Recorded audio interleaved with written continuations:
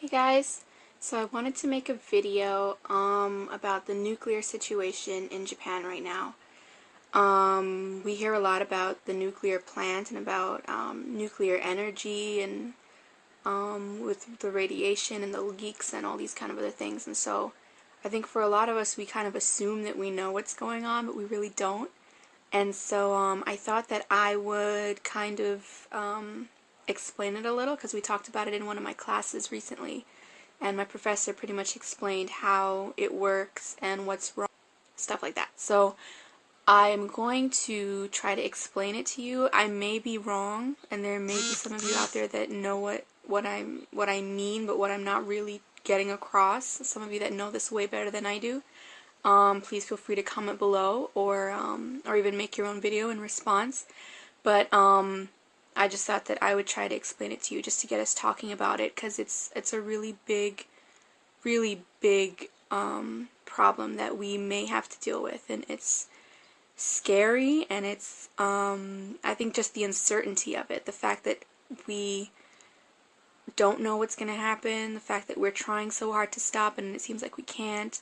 I think that's what's really scaring us. And then if something really were to happen, if a meltdown were to happen, it would be catastrophic, absolutely devastating, because it wouldn't just affect, I mean, Japan doesn't need something else, obviously, but it would also affect the rest of the world, and it would just be a really horrible situation. So I'm going to try my best to explain this.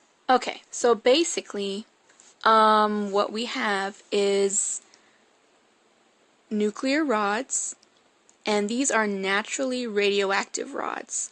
And they get hundreds of them, they get a bunch of them, and they put them inside of a box that is filled with water. They submerge them in water. And as these rods give off radiation, it heats up the water inside of this box. And the heating of this water produces steam, which essentially produces energy. If it gets too hot, if the water gets too hot, it melts these rods, and then the radiation gets into the water, and then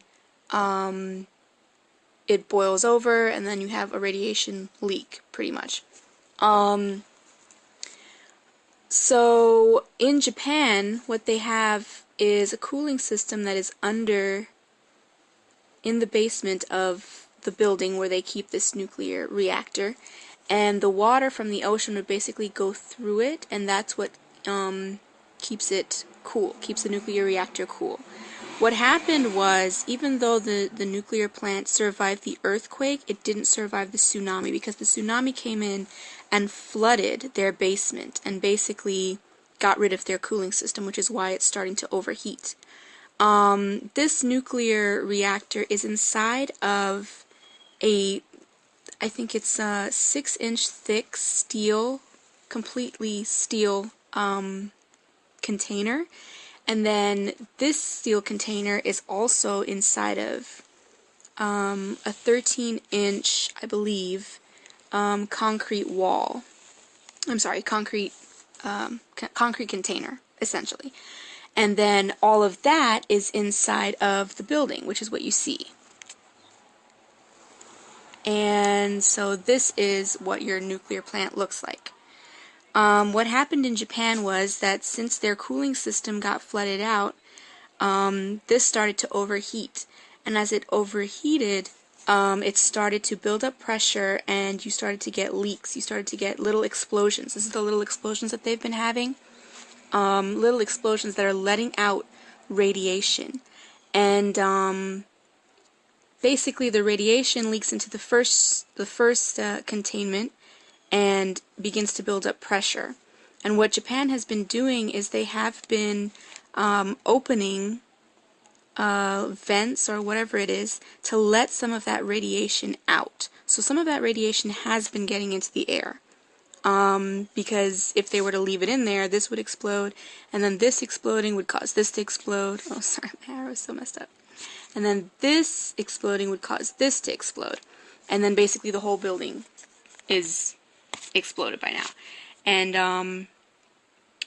when that happens, that would be the catastrophe, because depending on the wind, it would circulate the globe in a matter of days, maybe a week, and affect water, affect air, environment, health. I mean, you just name it. The radiation would get everywhere. What they did in Chernobyl, they've been comparing this to Chernobyl and 3 Mile Island. What they did in Chernobyl, because in Chernobyl, basically the roof of these containment vessels blew off. Well, first of all, Chernobyl didn't have this second container, this concrete container, but this blew off in Chernobyl, the steel box. And then the roof of the building blew off. So basically they had radiation coming out like everywhere. And what they did was basically suicide missions where they would have helicopters fly by and then dump granite and sand and I can't remember the other thing, concrete. And they would basically dump a whole, like just fly over continuously and dump all of that in here until it covered the nuclear reactor. And 2 months later, the people that did these missions died, and from the radiation. So I don't know how they're still trying to pump water manually through the cooling system from the ocean to cool this down, but it's not working. They have other methods that I think they're looking at right now, and I think this would probably be like the last, absolute last thing that they want to do. But hopefully they get it under control and this does turn into a catastrophe. I know that they evacuated 100 workers from the plant, and that 50 of them stayed behind to keep pumping water and trying to figure out how to stop it from melting down. Those are amazing, brave people. It's incredible to think that they're that willing to just risk it all and save the world. It's incredible. I mean, like, phrases like that, you're like, oh, that's so cliche, but that's, in reality, what they're doing. They are risking everything. They are risking their lives after a devastation like this, when you'd want to be with your family and your loved ones. And I mean, they're risking all of that, and they are doing it all to save their country, to save the world. Because if something goes wrong, it's not just them that's affected, it's everyone.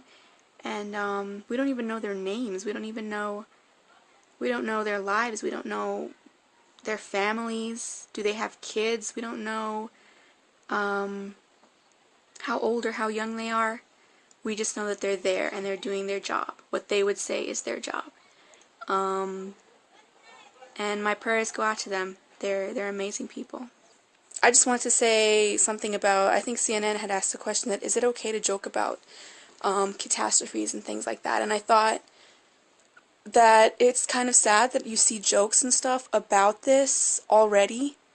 I don't think it's appropriate to joke about it any time, but already I think it's really sad. What does it say about our social conscience? What does it say about people in general? What does it say about us as humanity, that we can look at something like that? And I mean, some people would say, well, they're trying to ease the tension. There's no tension to ease, it's a catastrophe that happened and we're trying to deal with it, and we don't need fun to be poked at it. It's horrible. And I tried to compare it to 9/11. It's like, even now, you don't hear people talking, you don't hear people joking about 9/11. Why is it so easy for us to point the finger somewhere else and make a joke about thousands of people that are dead, an entire country that has been just torn up by an earthquake and a tsunami, facing a nuclear meltdown? It's just like, how is that funny? How's that okay to laugh at? It's not right. I'm just gonna say it. It's not right. There's no excuse for it. I know a couple of people have come out and said things, and then they had to apologize and whatever. And I'm like, what does it say about us that we can look at something like that and make a joke about it? Have we really become that insensitive? Have we really become that numb to people suffering? I don't know. It's sad. It's really, really sad. I will keep an eye on the situation. I know that there's thousands and thousands missing over there, thousands dead, and it's getting worse and worse every day, and it's just one of those things that we're going to be talking about for a really long time.